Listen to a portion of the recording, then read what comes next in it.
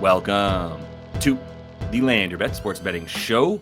Got Thursday night football, week 14. That sounds so weird to say, but it is week 14 in the NFL, and I'm bringing you 8 player prop projections, couple bets I've already got down as well. Getting this out late to you because I have the NBA covered as well for Thursday. So if you want to check that out, subscribe to the page. Don't miss the NBA stuff. We are sizzling 21 more than 21 units up on the season through the first month and a half or so. So we're feeling really good about it. Let's go over how we did on Monday Night Football this last week and then get right into these player prop projections. I did my best to get as much of this down as I could, but don't forget, we have the live show every day, 5:30 p.m. Eastern. And when we got Monday and Thursday Night Football, we go through those football picks in addition to the NBA. So definitely jump in there, 5:30 p.m. Eastern. Going to be rolling that on Thursday. Quick look at Monday so we can make sure we're staying on top of this stuff together. Now up on the season, a little bit more than 3.5 units, 3.71 to be exact. On Monday, went 2-1, 1.3 used up. Love the Bo Nix plays here. Thought he actually might get in the end zone. He had a shot when he was in the red zone. I just don't trust any of the Broncos running backs. So I took Bo Nix for a touchdown. Missed that one, but slammed the Jerry Jeudy, hit that by the first half. There was a lot of arguments about that in the live show on Monday. For some reason, people were like, take his yards, not his reception. It was like, just take it all, whatever. He's fine. He killed it. And then Bo Nix, I also liked his passing because, one, I did think Jameis Winston was going to have some success, but two, he's been crushing it. Training wheels are off. This dude is a continued, not lock, but he's a continued slam spot. When we get anything around 2 to 210 in those amount of yards, I'm going over for him moving forward. So we're going to look to keep it rolling. Give that video a like. If that all sounds good, let's jump right into it. Starting out with the Packers offense. Did y'all know the offense is filthy? Like, did you guys know the Packers are filthy? Their underlying metrics are really, really good this season. And on offense, their overlying metrics as well. 8th in passing yards and 6th in EPA there. And then 5th in rushing yards, 9th in rush EPA, as Josh Jacobs has been an absolute monster this season. And he's playing behind an incredible offensive line. They are 10th in adjusted yards before contact, so getting a ton of good push in the run game. They're also doing just fine in the pass game here, top 12 or so in terms of pressure percentage that they're allowing onto Jordan Love, who, by the way, finally really looks healthy in the last couple weeks or so for pretty much the first time all season since he got hurt last year at the end of the year. So we're going to be talking about him and his athleticism here in just a minute against this Lions defense, which is also filthy. I think this is going to be an awesome game. I think it's going to be in the 40s, mid 40s.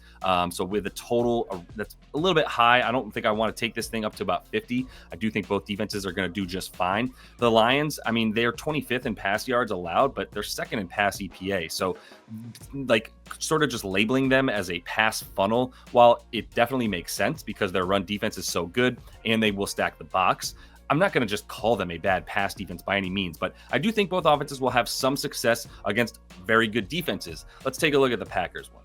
Packers defense, really good underlying metrics as well. They are 17th in pass yards, but their defense has been so good, limiting the rushing yards. It's a big reason for it. And they've been leading for a good amount of this, the time that they've been playing this season as well. The thing that I love for them is that they're able to get decent pressure, 15th in pressure percentage, despite the fact that they only blitz like the 5th fewest times in terms of percentage of plays that they're bringing a blitz package, right? So they're getting good pressure in the pass game, which allows them to stack the box if they need to in the run game and sort of mask some of those pressures that they bring with the defensive line as well, make it seem like they're going to blitz. I really just love what they're doing with the schemes on defense. And they're going to need to be kind of tricky against the Lions offense that is the best in the league. I mean, I'm willing to say that. I'm willing to say they're the best team in the league. I don't think that's far-fetched by any stretch of the imagination. Even with that narrow victory last week against the Bears on Thanksgiving, it still just looks like the most dominant team in the league. Their adjusted yards before contact, still super good, 2nd best in the league, was 1st best, did a little bit worse last week, but still top 2 in the NFL. And that pass EPA, I mean, they are getting a ton of success. And it's not just the pass EPA that's 2nd, by the way. They're 2nd in success rate on pass plays as well, meaning they're getting explosive plays, right?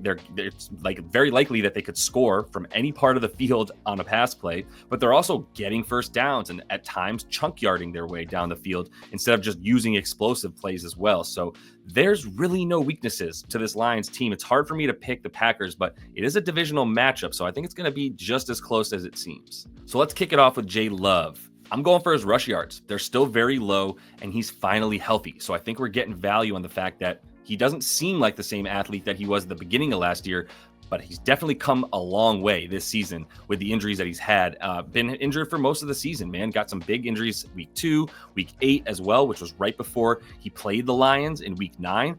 So there's a lot to like about the rush yards once you think of him as a healthy QB against a very good pressure defense in the Lions. He went over in 11 of 15 games last season before that injury, right? And Detroit's allowing the most rushing yards to the quarterback position, in part because they get pressure. I should mention their defense gets a ton of pressure. It is 4th in terms of its blitz percentage. It's not as good in the pressure percentage, but they're going to bring it, right? They're going to send people big time on the blitz. So I do think that'll flush him out of the pocket. And if you think he's healthy, then he's going to be good to go, especially against this team in the Lions that runs the most man coverage in the league, right? And so when you've got the man coverage going, you don't have as many players with their eyes on the quarterback, which means Love, if he gets pressured out, should see a decent amount of green in front of him.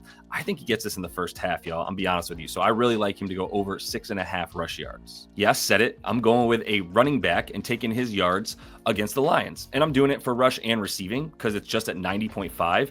If you just wanted to take the rushing yards over at 70.5, I'm good with it, man. I know what I'm talking about here with this Lions defense and how good it is. I totally get that. But they are littered with injuries in the front 7. Both the D tackles now are out for them this week. DJ Reader is out, and I'm going to pronounce it correctly, Levi Onwuzurike. I never say it right. Either way, and I practiced this one too. Either way, both their big men not going to be there in the middle, and they're also going to be without D-end Josh Paschal. So they're we already know Aiden Hutchinson's out, Anzalone, everybody's out at this point in the front 7 for them, which is tough. Lions fans might be really disappointed come the end of the season with the way that they have their expectations set right now. Because if you can't stop the run the way that they have, it does take a little bit of your sort of ferocity, I should say, and the intimidation factor out. Because if teams can move the ball even a little bit in the run game, that will open up a pass game that is the weaker part of the defense for the Lions, is their pass defense. And this man, look, I mean, all he's done this season, 105 plus total yards in 5 straight, averaging 118 scrimmage yards per game right now in the last 5, I should say, over an 8 of 11.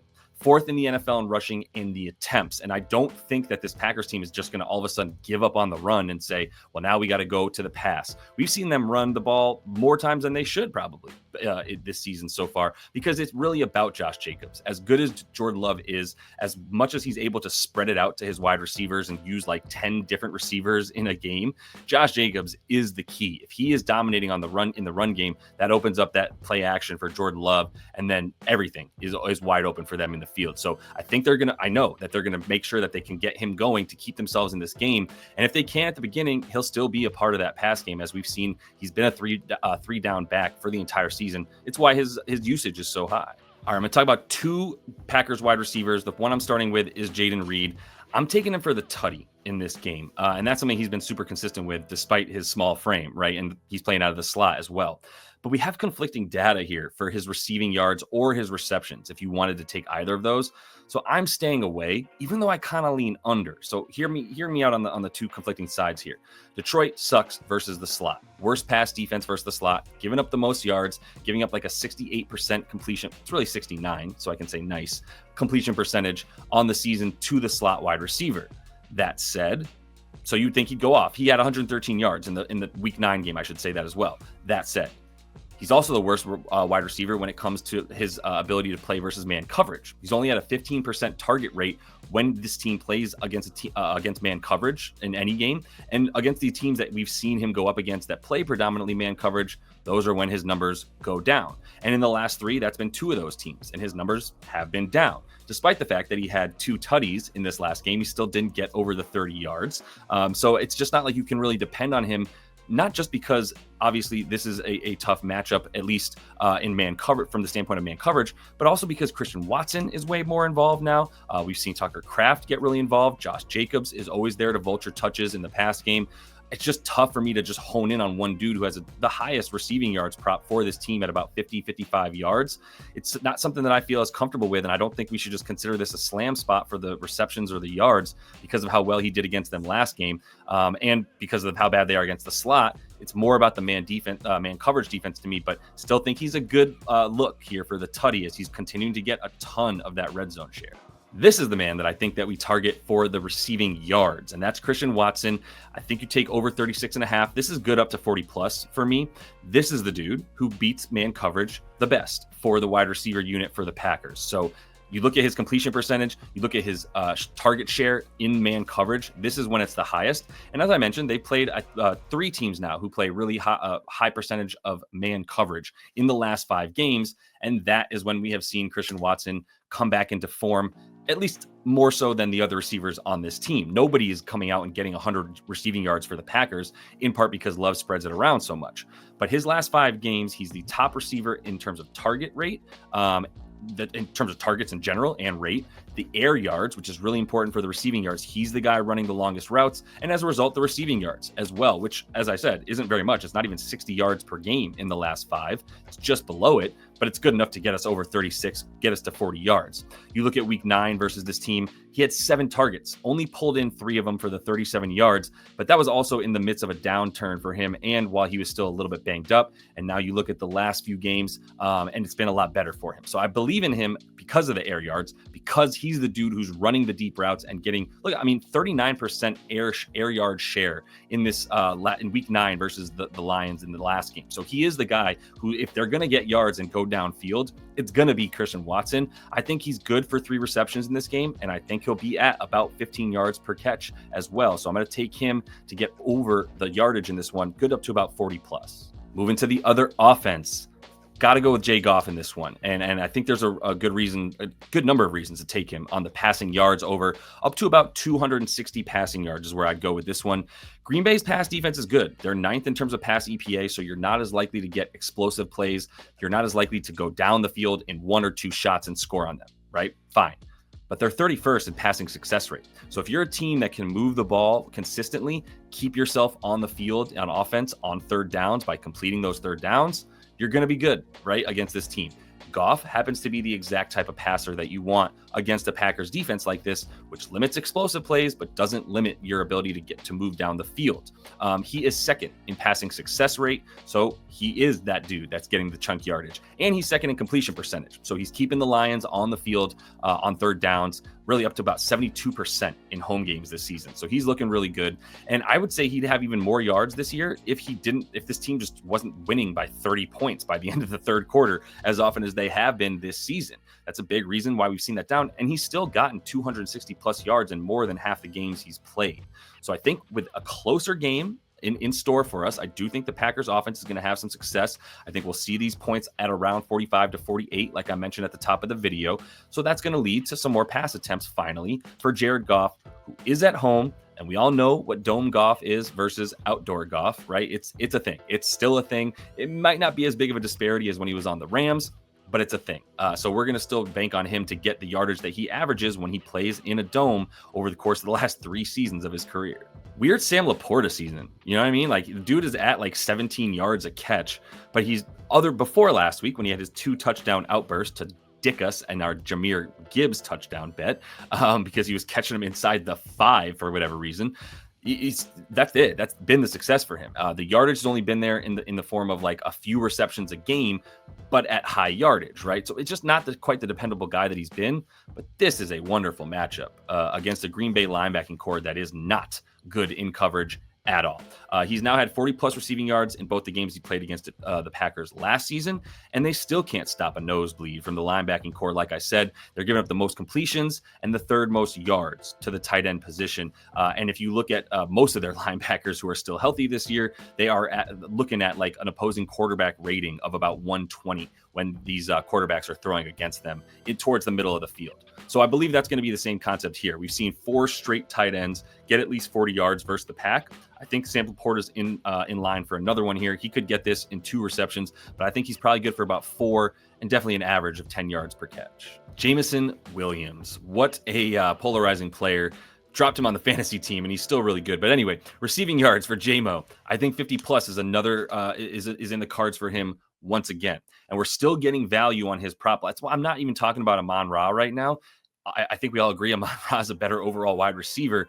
He's probably not going to get Jair Alexander. I believe Jair Alexander is not going to be in. So either way, that just means that we now get the second corner trying to stay in front or stay with Amon-Ra. And then you've got their basically nickel now going up against JMO, who has been moving around a bit, been in the slot, also been on the outside as well. So I like that for keeping the Pack defense sort of off guard, if you will. But the value from the suspension is still there, like 55-ish yards for him to get is something he was doing with ease before the suspension. 50 plus yards, though, in 3 of 4 games since the suspension. And prior to that, he was at 75 plus in 4 straight. And if you look at him at home, where I just feel like every time you're watching Red Zone, all of a sudden Jameson Williams is running down the sideline for 85 yards. He's had 75 plus in 5 of 6 at home this year. So potential ladder opportunity as well for Jameson Williams. I think you can get him up to about 75 plus receiving yards and get some extra juice there, probably about 2 to 1 on most books if you want to take that alt line. But at about 50.5 yards for him as well, this is a wonderful over for a game, like I said, that should be closer with Jared Goff needing to throw a bit more. Do want to let you guys know that the VIP currently has a sale going on. So if you don't want to miss any of the plays that we're getting here, definitely want to use the link in the description of the video and use code VIP DISC, DISC. That'll get you 50% off your first 2 months. Just 2 of those left. I keep doing the wrong number. I keep saying 2, but it's 2.